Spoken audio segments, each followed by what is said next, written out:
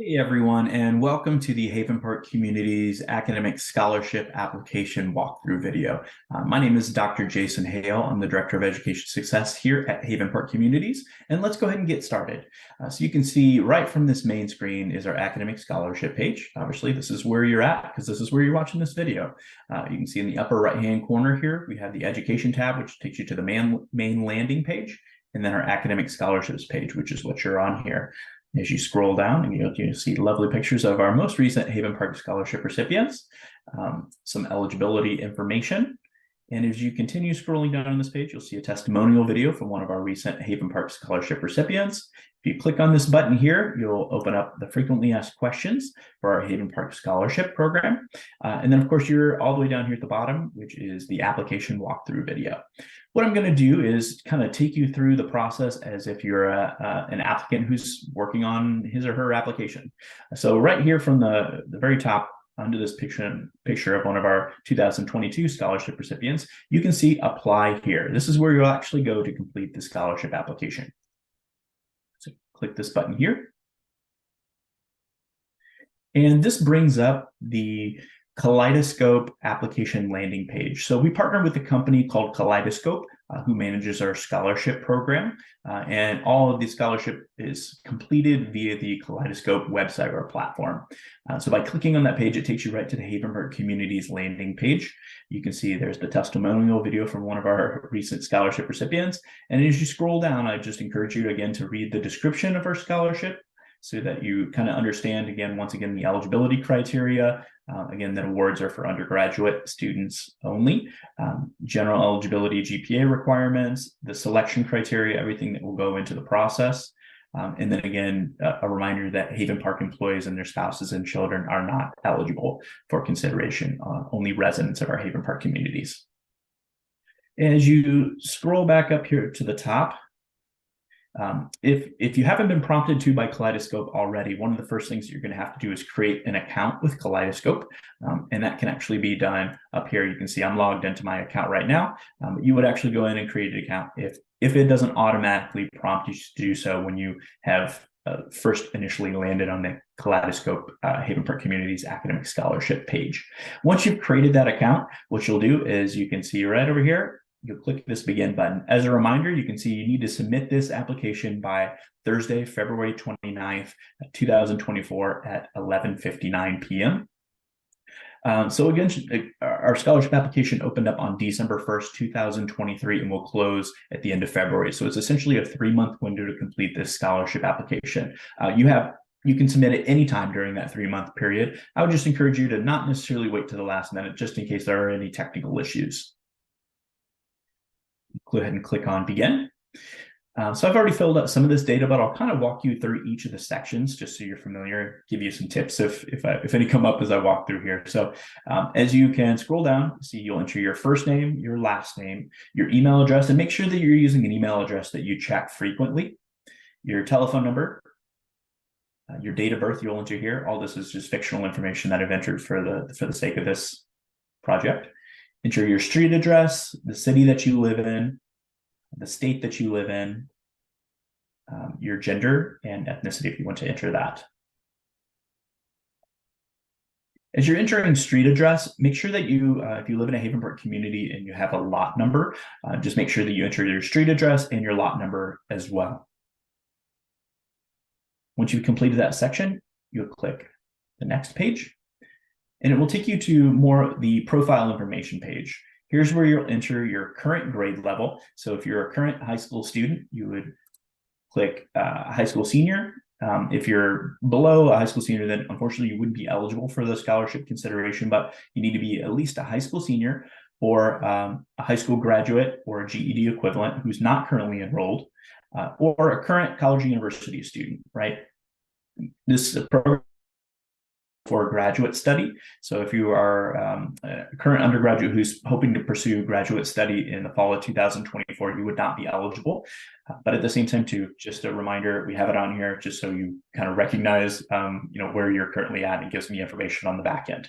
So again, you need to be a high school senior, a current college university student, or an adult living in the community who has who's a high school graduate or has the GED equivalent, who's currently not enrolled in a post-secondary institution. So if you enter that grade level, your current grade level, enter your self-declared cumulative GPA on a 4.0 scale. So again, if you're a high school student, this would be all your high school coursework, your grade point average essentially from your freshman, sophomore, and junior year. And if you're applying in January of 2024, if you can include that first semester of your senior year, that'd be great as well too. You can get that information from your official or unofficial high school transcript.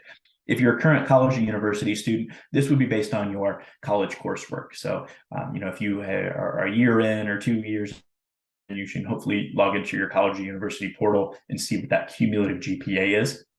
If this is your first semester of college, this semester here in the fall of 2023, what I would encourage you to do is to list your high school grade point average. And in the transcript section, you'll actually upload your high school transcript because we won't have any data on you until you complete your first semester of college. If you're applying in January or February, you could use your first college semester coursework that you've taken in fall of 2023 if you have a GPA by then.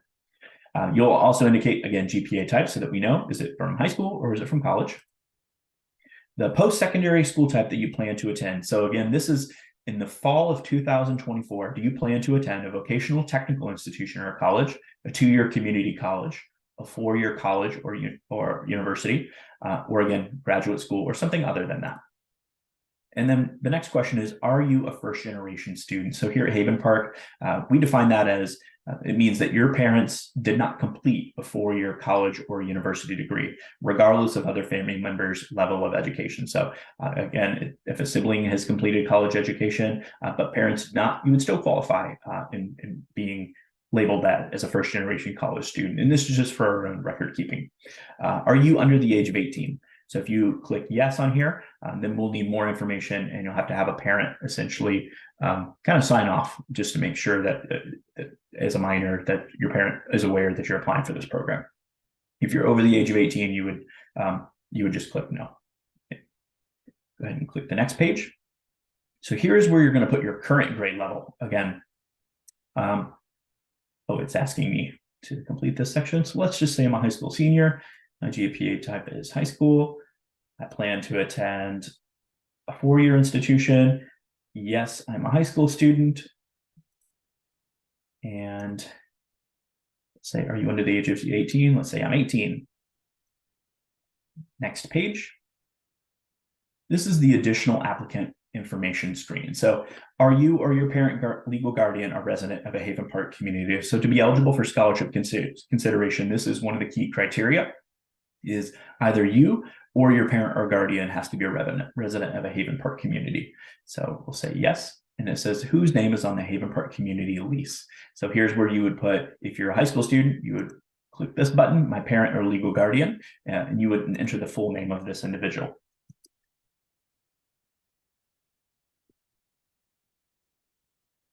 Remember location state.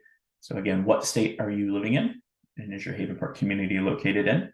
So for this project, I'll say Ohio, and I'll say community name that I live in is Buckeye Trail, just outside of the Columbus area. How did you hear about this scholarship? You can indicate counselor or teacher via email, Havenpark Communities Communication if you saw a flyer, individual's friend, family member, Kaleidoscope site search, your community manager. Let's say my community manager told me about that. How would you like to receive additional information and guidance from the Director of Education Success at Havenpark Communities regarding other financial support opportunities? This is completely up to you. However, I would encourage you to do so. And this essentially just allows you to gives me permission to reach out to you via email to maybe talk to you about other scholarship opportunities or state grant opportunities or just other educational funding opportunities that may exist to you. I'll also encourage you to sign up for our Springboard to Success College Access Club, which we create a lot of pre-recorded webinars that we send your information on various education and career-related topics. Are you a Havenpark employee? Again, so we'll say no. If you are a Havenpark employee, again, you would not be eligible for this scholarship, or if you have family members who are employed by Havenpark, you would not be eligible for scholarship consideration. Is any member of your family employed by Havenpark? So let's say no. And did you apply for the Havenpark Scholarship Award last year? So that's important to just recognize that if you're first time filling out this application, if you don't qualify or if you're not selected for a Havenpark academic scholarship this year, you're more than welcome to apply in future years. So again, if you did apply in prior years and you still meet the general eligibility criteria, we absolutely encourage you to apply this year. So let's say I did not. This is my first time applying. I'm going to go to next page. Here's where you'll put some basic high school information. You'll put your high school name in here. And I believe you can see it actually auto-populates as well too. So as you're starting to type in the name of your high school, it should populate.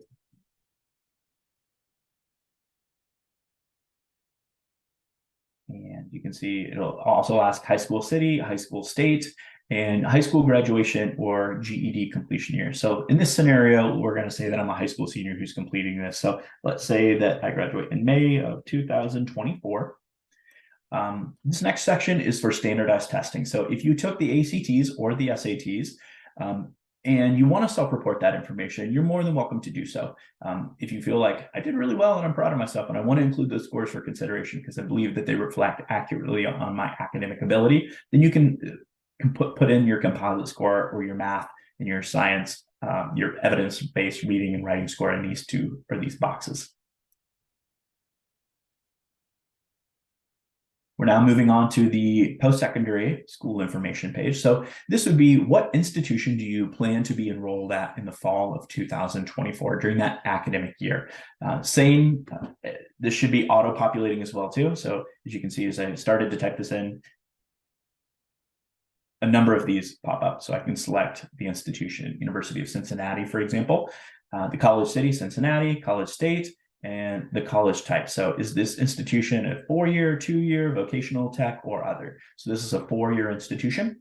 And next year in college, meaning in the fall of 2024, what grade will you be in at this institution? Will you be, if you're a high school senior this year, and during the 2023-2024 academic year, you're going to be a first-year undergraduate freshman. If you're a current college student, again, you'd put second year, third year, fourth year, and essentially you'll just indicate it right on here. So let's say for the sake of this, I'll be a first-time freshman.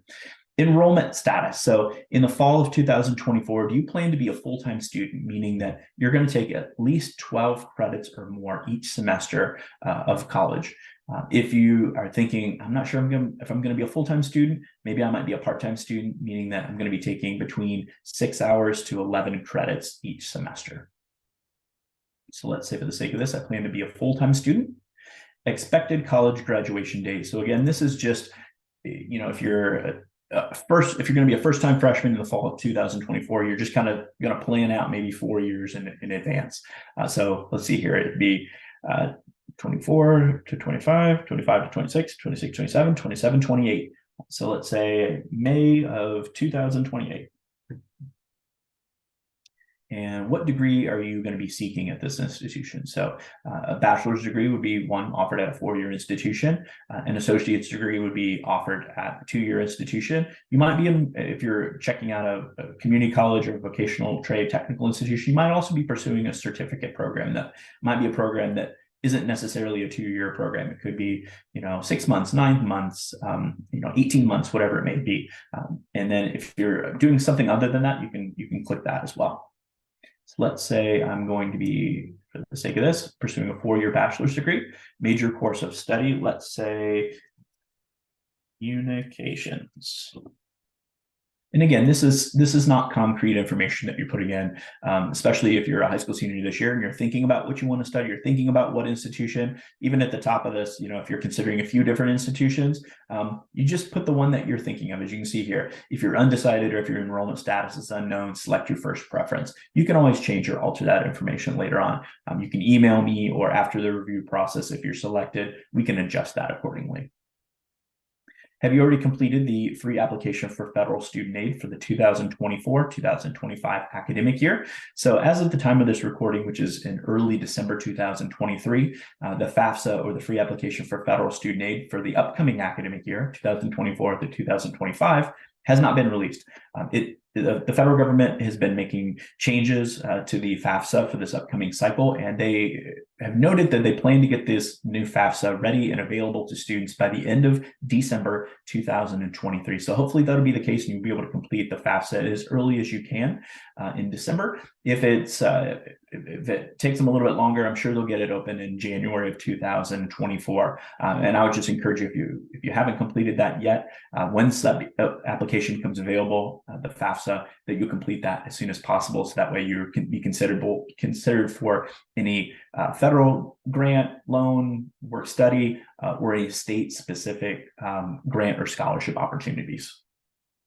So let's say that I have not done that FAFSA yet because it's December and is not out yet. But if I have done it, I would just check yes here.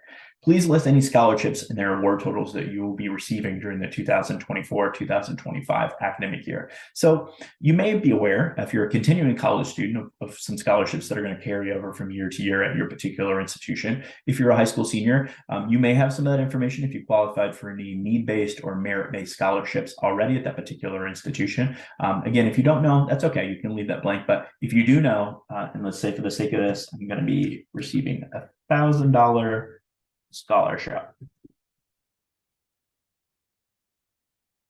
And then you can put the title of that award as well. After scholarships and financial aid, what do you anticipate your out-of-pocket education expenses will be for the 2024-2025 academic year?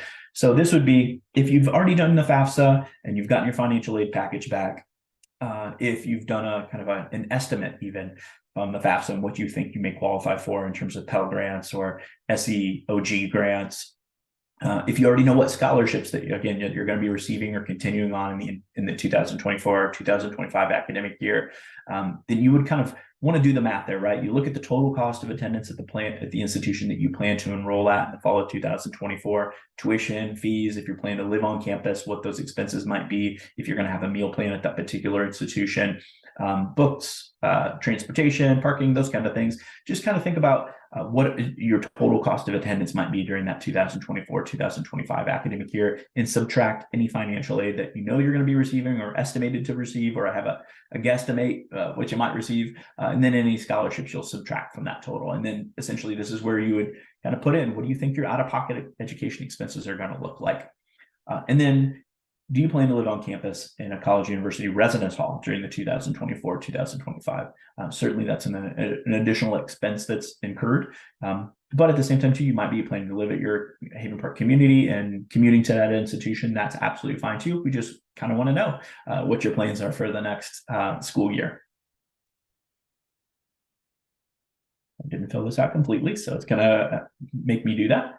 So let's say my total out-of-state, my expenses are going to be $10,000 a year. $10,000 a year is kind of what I'm guessing that myself and my family is going to have to pay towards my education after any scholarships or any financial aid that we might be receiving. And again, this is just for the 2024-2025 academic year. And let's say I do not plan to live on campus. Let's say I plan to live in my Buckeye Trails Havenpark community.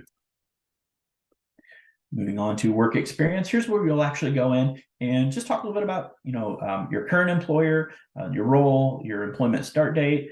Do you still work there? Average numbers of hours per week, and brief description of responsibilities. And you'll be able to go in and put in past jobs, any current jobs, things like that too. And really, what you're going to find from these questions, work experience, and the following ones, are just so we get a better understanding of who you are, kind of how you spend your time, what your schedule usually looks like. We understand life is busy, and everyone has different obligations, whether that's taking care of family members, kiddos, whether that's work, faith-based organizations, whether that's extracurriculars, whether that's community service activities. Everyone's schedule is filled with something, and we just kind of want to get a better sense of what your schedule is filled with. So after you've completed that, you'll see the next section is activities, awards, and honors. So here's where, if you're a high school student, you would put extracurricular activities, any athletics, any clubs or organizations at your school that you participate in, anything outside of school as well too. I mentioned faith-based organizations or community service activities, things that you're passionate about that you spend time doing, you'll indicate in here. You'll also indicate any awards that you received. anything sort of recognition from your school, any sort of leadership positions, if you were vice president or president of a school club or organization, or if you were a student council member, if you received recognition for whatever it may be. If you're a National Merit Scholar, or if you're an honor roll student at your particular institution, what semesters were you an honor roll student? So just think about, sometimes we have a hard time like reflecting and thinking back on our 4 years of high school, even the things that we participated in, and sometimes we can be a little bit too humble. And don't be humble here. Tell us a little bit about yourself and the things that you've achieved during your time in high school. If you're a current college or university student here, same kind of thing. Put the things that you're active in within your community, the things you're active in with your institution. If you are an adult learner who's maybe thinking about going back to school after some time, certainly same thing. You can talk about different activities that you're involved in your community, different obligations that you may have. You can also talk about any awards or activities that maybe you've received outside or since your time in high school. You can also talk about some of the high school, or if you went to a college or university, maybe a few years ago, any sort of award or recognition that you received during that time.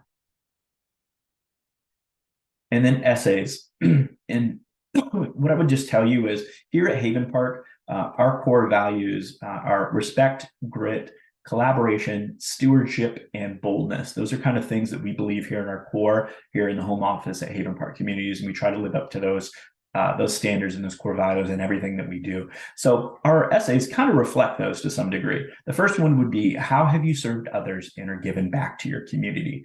And you can interpret this any way that you want, whether that's your high school community, whether that's your actual Havenpark community, whether that's a community that exists outside of Havenpark. Feel free to talk about ways that you have served others and what that has meant to you. In addition, the next essay you can see is, describe any challenge or obstacle that you have faced and how you have overcome it. So we understand that life presents obstacles in various forms and severity levels for students and for families. So don't feel like if you're really struggling to come up with that, you have to try to make something bold out of nothing. What it's really about is you taking time to talk about. It could be what you perceive as small or challenges or obstacles, or maybe you've just gone through so many challenges or obstacles that you're just thinking, boy, this is a lot. Pick the ones that are most impactful to you, whatever the scale that those might be, and share that information there. And you can see you have up to 1,000 words on each one of these essays. So please take your time. When you think about your application, this is your one chance to really have a voice in the Havenpark Scholarship application. And we want to get to know you. Some of the other questions, as we mentioned, are designed to get an idea of how you spend your time. These questions, these essays are designed for us to get to know you, your person, your character, the things that are important to you, and a little bit of a story and who you might be, so that we get to know you a little bit better through this process. So please take your time. You can see, for the sake of this, I have to answer something. I'm just going to say test before I can move on to the next page, but please answer more than a sentence or 2 sentences. And what I would encourage you with this Havenpark Scholarship application is that it does not need to be completed all in one setting. Take your time. You can save your progress as you work through this, log back in, and continue working on this. Again, effort is certainly noticed and reflected in the responses that you give, and we really appreciate that. So please take your time. Here, this is the document upload section. So essentially, there's only one document that you'll need to upload for consideration, and that is your official transcript or unofficial transcript. Either one is absolutely fine. So you can see a current, complete, unofficial transcript of grades, including the most recently completed term. Transcripts must display student name, school name, grade, and credit hours in which the course term was taken. So if you have your high school transcript, if you're a current high school senior, this is where you're going to upload it. And again, it can be unofficial. So if it's as simple as walking into your high school guidance counselor or the registrar and asking for an unofficial transcript, that will be plenty sufficient. If you're able to get that document online, that works as well too. If you're a current college university student, hopefully you have access to your student portal where you can essentially upload an unofficial transcript or just a course transcript or listing of all the courses that you've taken along with the grades that you received. That will work just fine as well too. If you're an adult learner who's thinking about going back after some time, again, if you haven't been enrolled at a college or university prior to, then you would reach out to your old high school to get that unofficial transcript. And as I mentioned, the two most common places, if you still know your school counselor, if that school counselor is still there and you find out on their website, you reach out to that person. If not, the easiest places to go to are usually your high school's registrar's office. That's usually kind of goes hand in hand with counseling. So that would be the individual or the department that you would reach out to at your old high school. If you did do some community college or four-year college work or whatever it may be, then you can get an unofficial or official transcript specifically from that institution to upload here. There's also a section on here too for ACT or SAT scores. So again, if you indicated and self-reported those scores earlier, completely up to you. You would actually upload a screenshot maybe of those scores from the website. That would be sufficient, or if they're on your transcript, whatever it may be, just so we have some picture evidence really of your SAT or ACT scores if you want to submit those. Move on to the next page. So it's going to say upload a document because I have to do something here. So let's just say I'm going to upload a document here.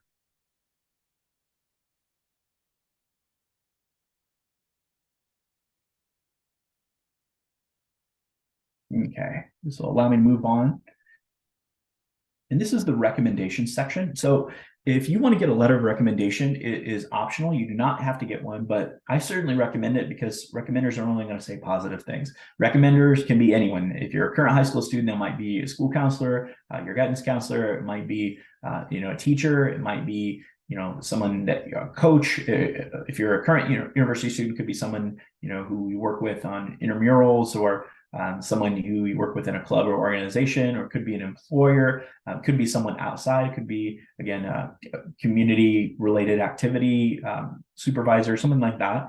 If you're an adult learner, it could be your community manager right there at like Buckeye Trails, for example, or whatever community that you live in related to Havenpark. It could also be really, your employer, your boss, your supervisor. Essentially what you would do is you would hit add recommender here. You can put in their contact information and they will receive an email directly from Kaleidoscope. What I would encourage you to do is make sure you talk to your potential recommender in advance so that they're not surprised if they get an email asking for a letter of recommendation. Recommenders like to get a heads up. And let them know that they can actually write a letter of recommendation and upload it when they get that email from Kaleidoscope, or they can actually just complete a Likert scale, which is kind of like almost like a grading scale system that your recommender can give you. And then again, this may be based on academics, it may be based on, just character qualities, whatever it might be. Essentially, if you ask someone and they agree to be a recommender, they're not going to say anything negative about you. They're only going to say positive things, which is going to help us, again, get that better sense of who you are as a person, as a potential academic applicant. And at the very end here, we're actually going to sign this document. And you can see signing here. Again, if you are under the age of 18, then your parent will actually sign this as well too. And just kind of scribble on there, and that's the signature. You'll click the review page. And you can go through each one of these questions that you completed just to make sure that everything is accurate all through each one of these sections. And when you're formally done, up here in the upper right-hand section, you'll hit submit, and that will formally submit that page. If there's something that you forgot later on, or you're going back and looking through, you can always email me at education@havenparkmgmt.com, and I can always upload any other documentation. For example, if a transcript or a letter of recommendation didn't come through, or whatever means, as long as you email me that information by our application deadline of February 29th, 2024, I can upload that for consideration. Well, thank you so much. I hope that this walkthrough video was helpful. I appreciate each and one of you for taking the time to complete this application for consideration, and know that here at Havenpark Communities, we believe in caring communities and creating that atmosphere. So we're certainly going to continue doing as much as we can to promote education and accessibility to our residents. But know that I'm always here as a resource for you, and don't ever feel like you're bothering me if you have questions about our scholarship program, about any of our other programming, or if you just need some educational guidance, I'm here for you as a resource. So thank you so much, and have a great rest of your day.